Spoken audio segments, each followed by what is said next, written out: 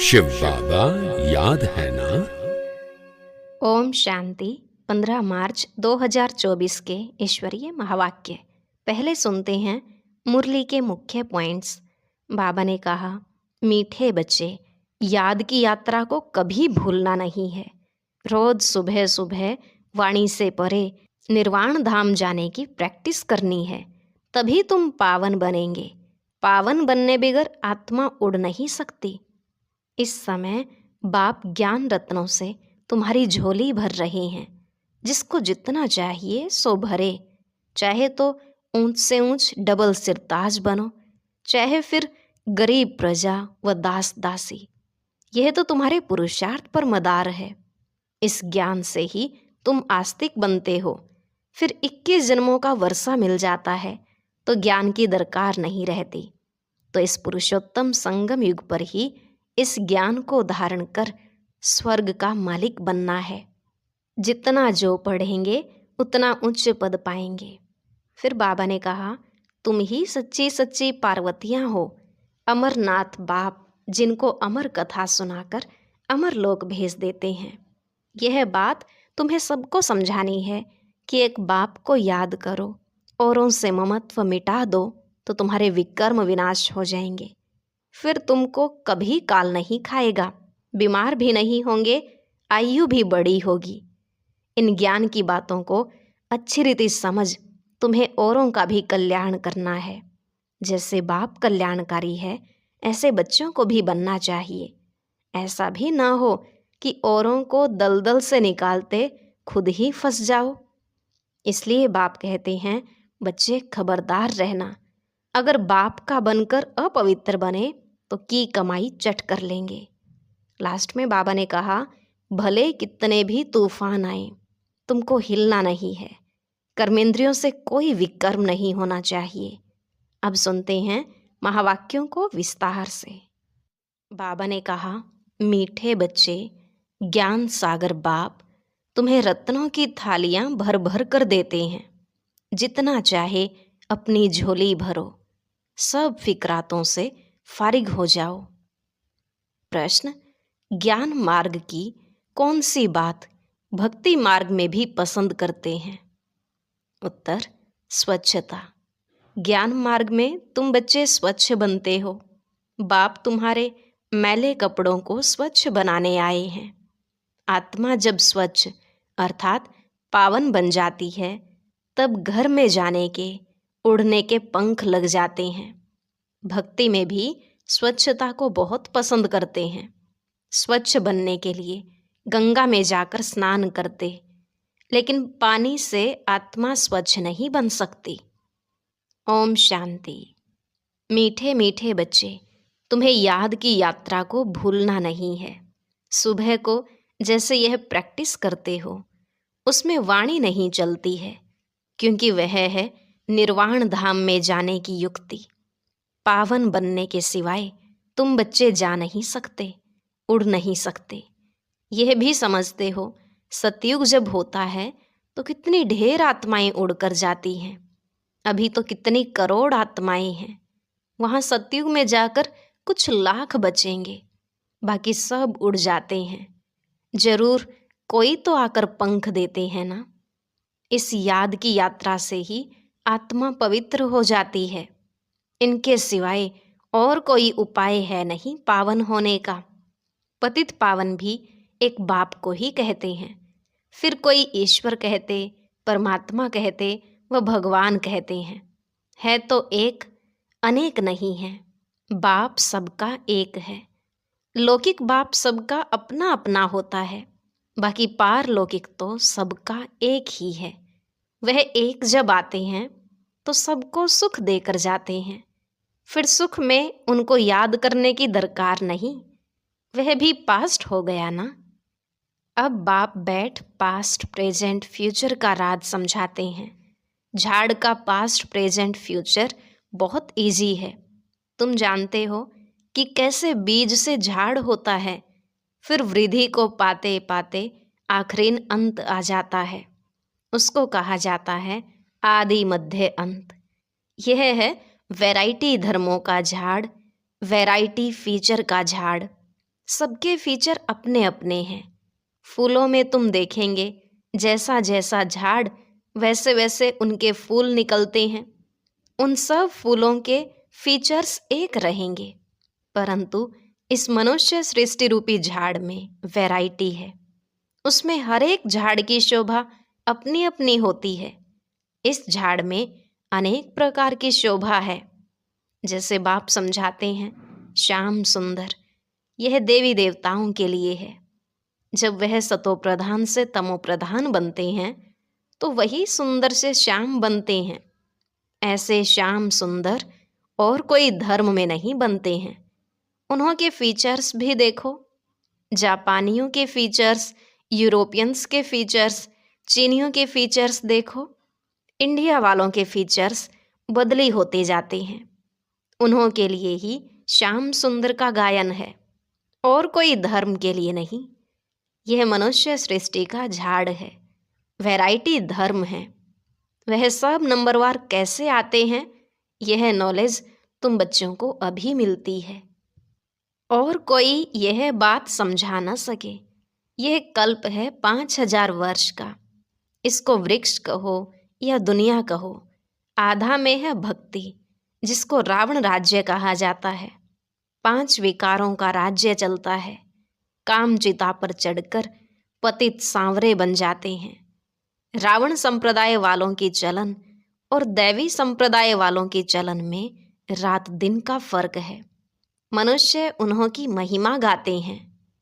अपने को नीच पापी कहते हैं। अनेक प्रकार के मनुष्य हैं। भक्ति तो तुमने बहुत की है।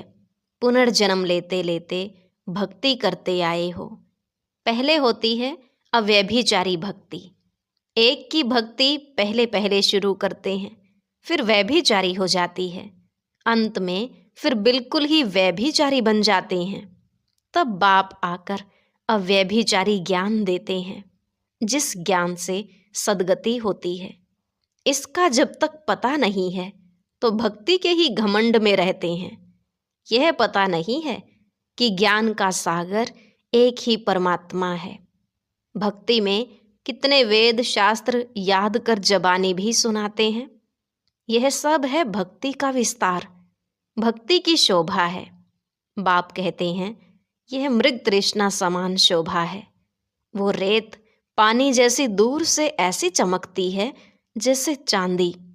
हिरण को प्यास लगती है तो वह उस रेत में भागते भागते फंस जाता है। भक्ति भी ऐसे है, उसमें सब फंस पड़े हैं। उससे निकालने में बच्चों को मेहनत लगती है। विघ्न भी इसमें पड़ते हैं, क्योंकि बाप पवित्र बनाते हैं। द्रौपदी ने भी पुकारा, सारी दुनिया में द्रौपदियाँ और दुर्योधन हैं। और फिर ऐसे भी कहेंगे कि तुम सब पार्वतियाँ हो जो अमर कथा सुन रही हो। बाप तुमको अमर लोक के लिए अमर कथा सुना रहे हैं। यह है मृत्यु लोक। यहाँ अकाले मृत्यु होती रहती है। बैठे बैठे हार्ट फेल हो जाते हैं। तुम हॉस्पिटल में जाकर समझा सकते हो। यहाँ तुम्हारी आयु कितनी कम है, बीमार हो पड़ते हो, वहाँ बीमारी होगी नहीं। भगवानु आज अपने को आत्मा समझो, मुझ बाप को याद करो, औरों से ममत्व मिटा दो तो तुम्हारे विकर्म विनाश होंगे। फिर कभी बीमार होंगे नहीं, काल खाएगा नहीं, आयु भी बड़ी होगी। इन देवताओं की आयु बड़ी थी ना, फिर बड़ी आयु वाले कहाँ गए? पुनर्जन्म लेते लेते आयु कम हो जाती है। यह दुख सुख का खेल है, इसको कोई जानते नहीं। मेले मलाखड़े आदि कितने होते हैं। कुंभ के मेले में कितने लोग स्नान करने के लिए जाकर इकट्ठे होते हैं, परंतु फायदा कुछ भी नहीं। रोज तुम स्नान करते हो, पानी तो सब जगह सागर से ही आता है। सबसे अच्छा पानी तो कुएं का होता है। नदियों में तो किचड़ा पड़ता रहता है, कुएं का पानी तो नेचुरल शुद्ध होता है, तो उनसे स्नान करना बहुत अच्छा होता है। पहले यह रिवाज था, अब नदियों का रिवाज पड़ा है। भक्ति मार्ग में भी स्वच्छता को पसंद करते हैं। अब परमात्मा को पुकारते हैं कि आकर हमको स्वच्छ बनाओ। गुरु नानक ने भी परमात्मा की महिमा गाई है कि मूत पलीती कपड़ धोए, बाप आकर मूत पलीती कपड़ों को स्वच्छ बनाते हैं। यहाँ बाप आत्मा को स्वच्छ बनाते हैं। वो लोग आत्मा को निर्लेप समझते हैं। बाप कहते हैं यह है ही रावण राज्य, सृष्टि की उतरती कला है, गायन भी है, चढ़ती कला, तेरे भाने सर्व का भला, सर्व की सद्गति हो जाती है। हे बाबा, आपके द्वारा सबका भला हो जाता है।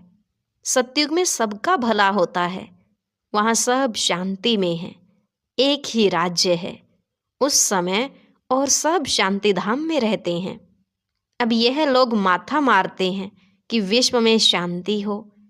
उनसे पूछो, आगे कभी विश्व में शांति थी जो अब फिर मांग रहे हो?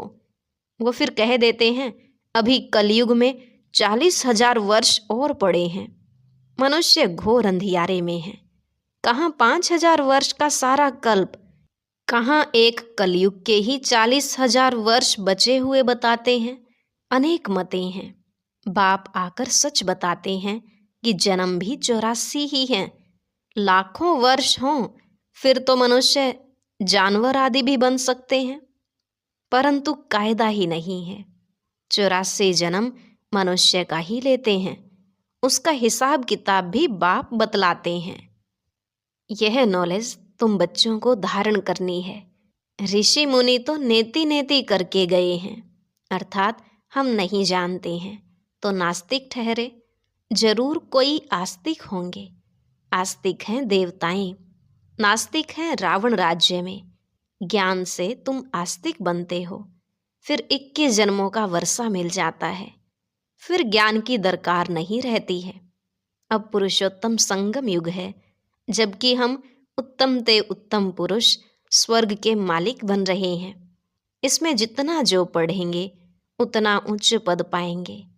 पढ़ेंगे लिखेंगे होंगे विश्व के मालिक, नहीं तो कम पद।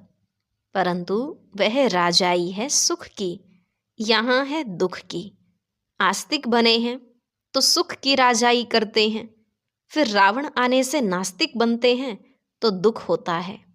भारत जब सोलवेंट था तो अथाह धन था। सोमनाथ का मंदिर कितना भारी बनाया हुआ है। मंदिर बनाने के लिए इतने पैसे थे तो खुद के पास कितने पैसे होंगे? यह इतने पैसे कहाँ से मिले? शास्त्रों में लिखा है सागर ने थालियां भर भर कर दी। अब ज्ञान सागर तुम्हें रत्नों की थालियां भर कर देते हैं। अब तुम्हारी झोली भर रही है। वो शंकर के आगे जाकर कहते हैं भर दो झोली। बाप को नहीं जानते, अब तुम जानते हो। बाप हमारी झोली भर रहे हैं। जितना जिसको चाहिए सो भरे। जितना अच्छी रीति पढ़ेंगे उतना स्कॉलरशिप मिलेगी। चाहे तो ऊंचते ऊंच डबल सिरताज बनो, चाहे गरीब प्रजा व दास दासी। बहुत हैं जो फारकती भी दे देते हैं। यह भी ड्रामा में नोंद है। बाप कहते हैं मुझे कोई फिक्र नहीं, मैं तो फिक्र से फारिग हूँ। तुमको भी बना रहा हूँ। फिक्र से फारिग स्वामी किंदा सतगुरु। स्वामी जो सबका बाप है, उनको मालिक भी कहते हैं। बाप कहते हैं मैं तुम्हारा बेहद का टीचर भी हूँ। भक्ति मार्ग में तुम अनेक टीचर्स से अनेक विद्याएं पढ़ते हो। बाप जो तुमको पढ़ाते हैं यह सबसे न्यारी नॉलेज है। वह है ज्ञान का सागर। जानी जाननहार नहीं कहना। ऐसे बहुत कहते हैं आप तो हमारे अंदर को जानते हो। बाप कहते हैं मैं कुछ नहीं जानता हूँ, मैं तो तुम बच्चों को पढ़ाने के लिए आता हूँ। तुम आत्मा अपने इस तख्त पर विराजमान हो, मैं भी इस तख्त पर बैठा हूँ। आत्मा कितनी छोटी बिंदी है यह कोई जानता ही नहीं। तब बाप कहते हैं पहले आत्मा को समझो फिर बाप को समझेंगे। बाप पहले पहले आत्मा का ज्ञान समझाते हैं, फिर बाप का परिचय देते हैं। भक्ति में सालिग्राम बनाए पूजा कर फिर खलास कर देते हैं। बाप कहते हैं यह सब है गुड़ियों की पूजा। जो इन सब बातों को अच्छी रीति समझते हैं वह औरों का भी कल्याण करते हैं। बाप भी कल्याणकारी है तो बच्चों को भी बनना है। कोई तो औरों को दलदल से निकालते निकालते खुद फंस मरते हैं, अपवित्र बन पड़ते हैं, की कमाई चट कर देते हैं। इसलिए बाप कहते हैं, खबरदार रहना, काम चिता पर बैठने से ही तुम काले बन पड़े हो। तुम कहेंगे हम ही गोरे थे, हम ही काले बने, हम ही देवता थे, हम ही नीचे उतरे, नहीं तो 84 जन्म कौन लेते हैं। यह हिसाब बाप समझाते हैं। बच्चों को बहुत मेहनत करनी पड़ती है। आधा कल्प से जो विषय सागर में पड़े हैं उनसे निकालना मासी का घर नहीं है। अगर कोई थोड़ा भी ज्ञान लेते हैं तो उनका विनाश नहीं होता है। यह कथा है ही सत्यनारायण बनने की, फिर प्रजा भी बनती है। थोड़ा समझकर चले जाते हैं, हो सकता है फिर आकर समझे। आगे चलकर मनुष्यों में वैराग्य भी होगा। जैसे शमशान में वैराग्य आता है, बाहर निकले तो खलास। तुम भी जब समझाते हो, अच्छा अच्छा करते हैं, बाहर गए खलास। कहते हैं यह काम उतार कर आएंगे। बाहर जाने से माया माथा मोड़ लेती है, कोटों में कोई निकलता है। राजाई पद पाना इसमें मेहनत लगती है। हर एक दिल से पूछे, बेहद के बाप को हम कितना याद करते हैं। कहते हैं बाप की याद भूल जाती है। अरे अज्ञान काल में कभी ऐसे कहते हैं कि हमको बाप भूल जाता है। बाबा कहते हैं भल कितने भी तूफान आए तुमको हिलना नहीं है। तूफान आएगा, सिर्फ कर्मेंद्रियों से कर्म नहीं करना। कहते हैं बाबा माया ने जादू लगा दिया। बाबा कहते हैं मीठे मीठे बच्चे, याद करो तो कट निकल जाएगी। आत्मा पर कट चढ़ती है, वह निकलेगी याद से। बाप भी बिंदी है, सिवाय बाप की याद के और कोई उपाय नहीं कट उतारने का। अच्छा, मीठे मीठे सिकिलधे बच्चों प्रति माता पिता बाप दादा का याद प्यार और गुड मॉर्निंग। रूहानी बाप की रूहानी बच्चों को नमस्ते। रूहानी बच्चों की रूहानी बाप दादा को नमस्ते नमस्ते, गुड मॉर्निंग, शुक्रिया बाबा, शुक्रिया। धारणा के लिए मुख्य सार। पहला पॉइंट, कल्याणकारी बाप के हम बच्चे हैं, इसलिए अपना और सर्व का कल्याण करना है। कोई ऐसा कर्म ना हो जो की कमाई खत्म हो जाए, इसमें खबरदार रहना है। दूसरा, पढ़ाई अच्छी तरह से पढ़कर ज्ञान रत्नों से अपनी झोली भरपूर करनी है।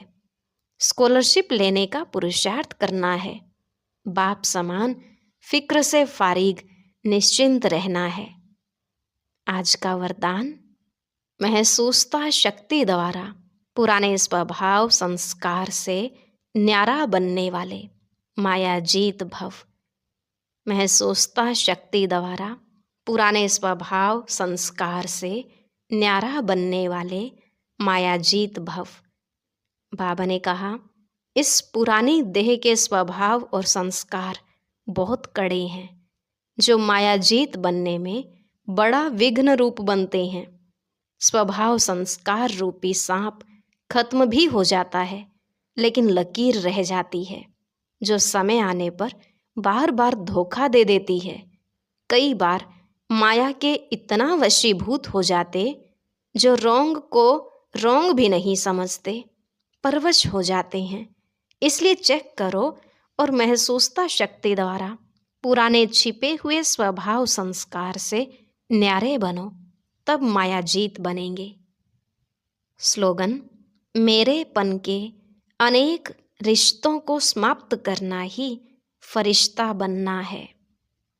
मेरेपन के अनेक रिश्तों को समाप्त करना ही फरिश्ता बनना है। अच्छा, ओम शांति। कौन सी 12 चीज़ों का समर्पण करने वाले को ही बाबा संपूर्ण समर्पित कहेंगे? यह गुह्य रहस्य जानने के लिए सुनते हैं आज का ज्ञान मोती।